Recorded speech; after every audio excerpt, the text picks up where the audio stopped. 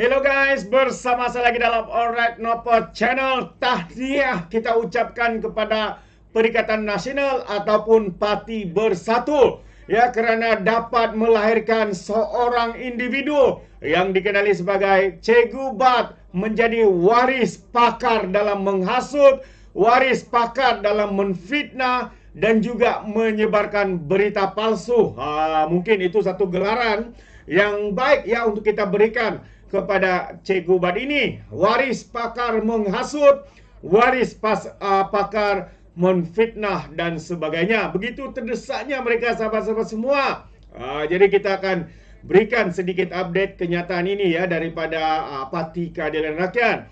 Dan perkara kedua yang ingin saya kongsikan adalah akhirnya Tajudin bayar kos guaman. Berkaitan ini adalah berkaitan samaan fitnah ya, bersama dengan Datuk Khalid Samad.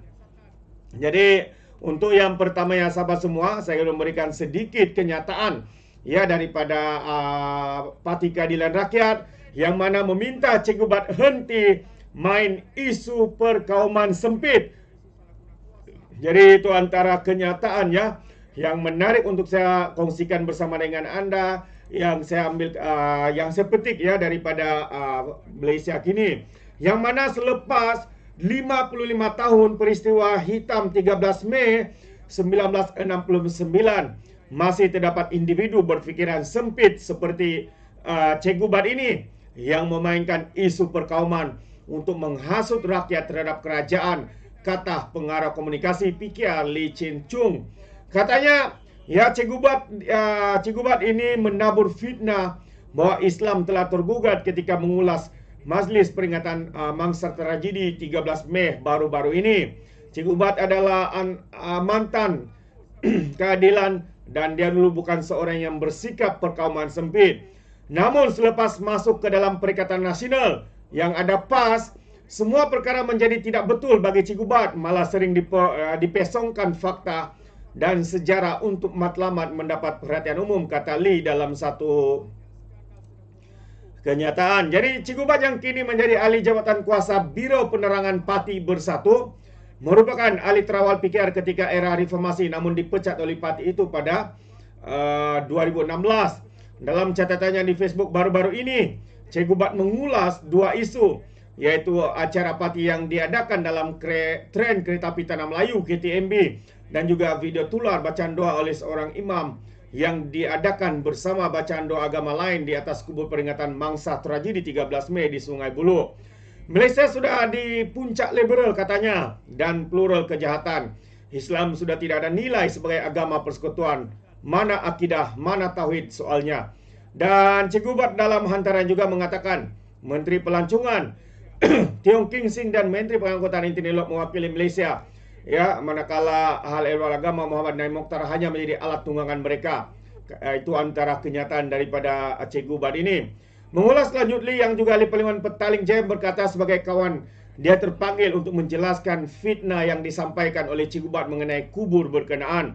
Tanda perkuburan 13 Mei di Sungai Buloh adalah melibatkan semua kaum termasuk Melayu.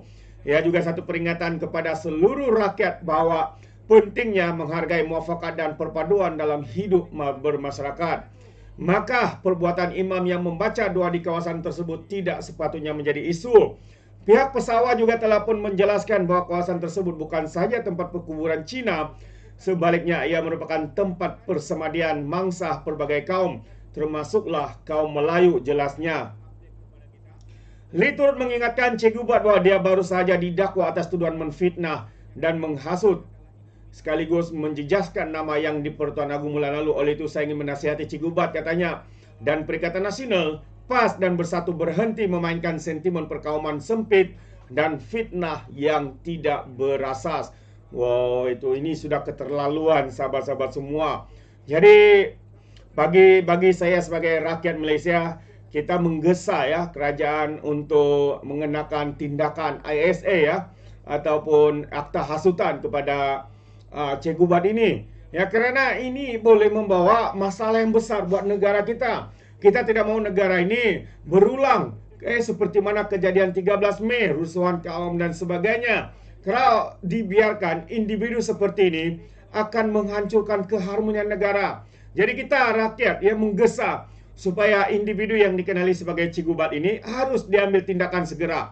Jangan biarkan mereka terus melemparkan ataupun menjajah fitnah, menghasut rakyat untuk membenci kerajaan, untuk membenci kaum lain. Sahabat-sahabat semua, kita tidak mau perkara ini berlaku lagi. Ya, cukuplah.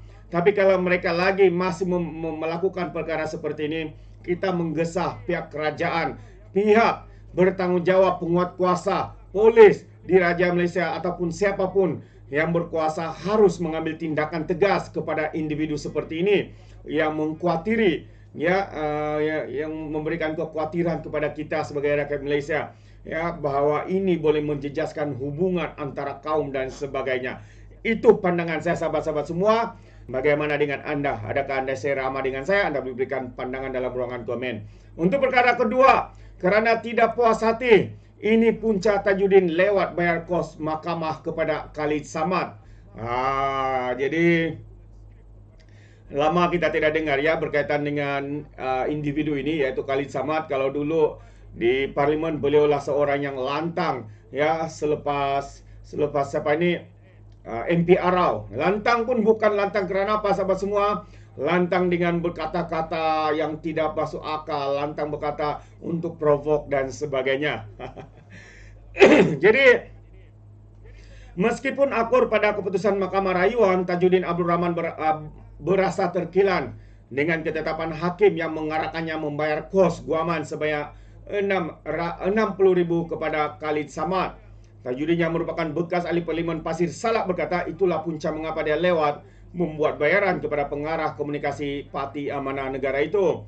Jadi kata Tajudin, mahkamah menolak saman fitnah dikemukakannya kepada Khalid dengan tiada hukuman dijatuhkan terhadap mana-mana pihak. Saman fitnah saya ditolak dan kedua belah pihak tidak dijatuhkan hukuman siapa yang bersalah. Jadi Mahkamah Tinggi tidak membenarkan sebarang kos, tidak melibatkan kos kepada mana-mana pihak. Bagaimanapun, Khalid telah membuat rayuan sehingga ke peringkat Mahkamah Rayuan keputusannya tetap sama. Cuma Mahkamah Rayuan meluluskan tuntutan kos. Jadi itulah keputusannya dan saya telah dituntut untuk membuat bayaran. Saya tunda bayaran disebabkan saya tidak puas hati, kata Tajudin. Tidak ada siapa yang bersalah, kenapa saya pula kena buat bayaran, katanya.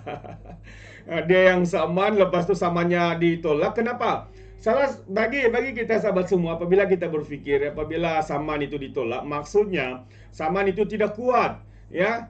Saman itu tidak cukup bukti, ya, untuk diteruskan.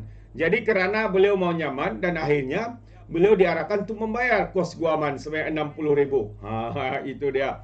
Jadi tambah bekas anggota Majlis Kerjasama Tinggi UMNO yang kini digantung keahliannya itu berpendapat sepatutnya kedua-dua pihak bebas daripada menanggung sebarang kos. Pun begitu, Tajudin berkata dia tetap akur pada ketetapan mahkamah. Jadi semalam portal FMT melaporkan seorang bailiff dinafikan masuk ke kediaman Tajudin untuk melaksanakan rit rampasan dan penjualan daripada Khalid. Ya, susulan keputusan Mahkamah Rayuan pada 19 Oktober tahun lalu memerintahkan Tajudin membayar kos kepada Khalid Samad yang juga bekas ahli parlimen Shah Alam sebanyak 60,000. Peguam Wong Gaujin dari firma guaman SN Nair dan Partners yang mewakili Khalid memberitahu FMT Tajudin berdegil daripada membuat bayaran seperti yang diarahkan mahkamah walaupun tuntutan rasmi sudah dibuat. Khalid kemudian memperoleh rit rampasan dan penjualan daripada Mahkamah Tinggi Kuala Lumpur pada 16 April dan cuba melaksanakan rit itu hari ini melalui bailiff Mahkamah Tinggi di rumah Tajudin di Bukit Damansarah, katanya. Wong berkata memandangkan percubaan bailiff Marzuki Muhammad semalam tidak berjaya, Khalid akan membuat satu lagi permohonan ex parte untuk satu lagi percubaan. Marzuki berkata dia dan peguam Khalid telah tiba di rumah Tajudin pada jam 9 pagi dan disambut seorang bernama Firdaus Mufazal Faiz yang mengaku dirinya sebagai pegawai Tajudin. Firdaus kemudian menghalang mereka masuk dengan memberi alasan Tajudin tiada di rumah dan kediaman tersebut dimiliki oleh isteri Tajudin. Jadi mengulas lanjut, Tajudin berkata dia tidak masalah untuk bayar kos berkenan seperti yang diarahkan oleh mahkamah. Saya sanggup bayar, katanya, saya aku dengan perintah mahkamah. Itu mahkamah paling berkuasa. Jadi kita tetap bayar tapi rasa terkilan dengan keputusan itu tambah lagi. Banyak songe ya, bukan bayar banyak songe lagi. Tidak hanya kerana tidak puas hati. Saman fitnahnya ditolak dan dia pula diarahkan untuk membayar sebanyak RM 60,000 kos guaman. Macam-macam ya Tajudin ini sahabat-sahabat semua. Jadi hari ini saya boleh nasihat Tajudin dan Bailib datang, kita boleh buat pembayaran, bukannya jumlah banyak 60.000 saja katanya. Bagi mereka jumlah ini sedikit, tapi bagi rakyat kebanyakan 60.000 ini banyak. Jadi tambah Hasna Rezua, tindakan kali itu menjejaskan reputasi Tajudin sehingga Bailib terpaksa datang ke rumah sedangkan pihaknya sedang menunggu prosedur bermula. Jadi Tajudin hari ini turut menyerahkan cek bayaran tersebut kepada Khalid melalui peguamnya. Akhirnya setelah didesak, setelah dilakukan pelbagai, akhirnya dia serahkan cek bayaran sebanyak 60.000. Katanya sebelum itu sedikit, tapi kenapa melengah-lengahkan untuk membayar sahabat-sahabat semua. Menarik untuk kita pikirkan. Alright, jadi sampai sini saja untuk apa yang saya ingin berikan update kepada kita hari ini. Cikgu Bat waris pakar menghasut, itu yang saya boleh katakan. Bagaimana pandangan anda sahabat semua? Anda boleh berikan komen di dalam ruangan komen. Jadi terima kasih.